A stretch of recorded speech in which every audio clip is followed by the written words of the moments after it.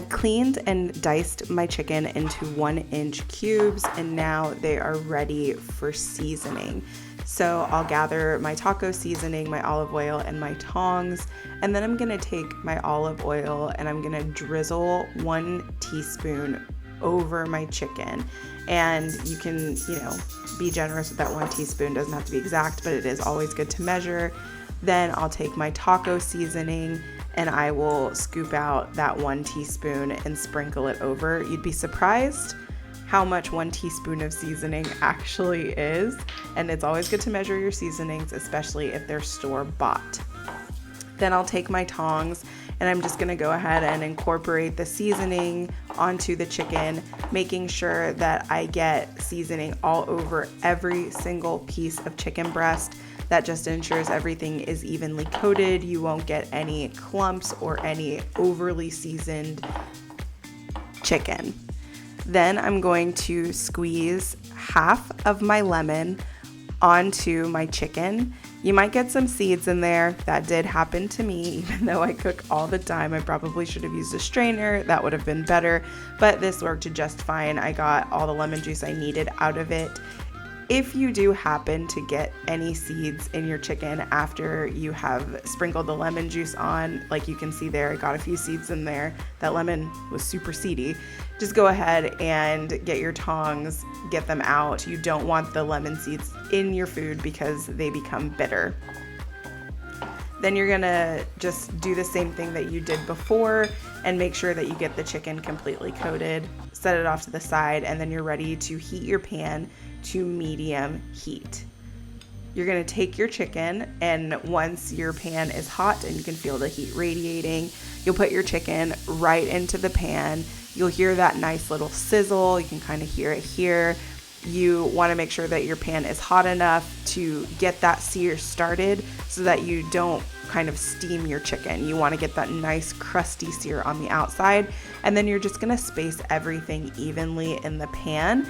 This just ensures that you have an even distribution of heat so everything cooks evenly and you don't have any cold spots in your pan. Also, overcrowding the pan can make things cook more slowly and then can produce that steam effect. So instead of getting that nice crusty sear on your chicken, you end up with chicken that looks just very pale in color, and that's not very appetizing. So you want to make sure that your pan is hot enough, that you don't overcrowd the pan, and that you distribute everything evenly so it all gets a nice sear. Then I go ahead and I add in a little bit of garlic. So there's some chopped garlic there. I just added 2 cloves, and you do this close to when the chicken is done.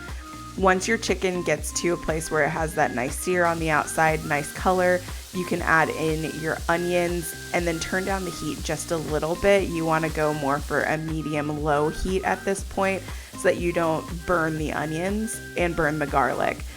It'll be down at medium heat, and then you can stir in the onion. You'll see that they get kind of golden pretty fast in there. And then you can drizzle over another teaspoon of olive oil to help it all cook together, and squeeze over the other half of your lemon for extra flavor. But that lemon and olive oil mixture makes a really nice little sauce. The pan sauce is really delicious, and it's gonna help you scrape the brown bits from the bottom of the pan, which are called fond. Then you'll dump in your tomatoes. I almost called them onions. You'll dump in your tomatoes and you'll stir, and you wanna cook this again on medium-low heat until the tomatoes are just blistered.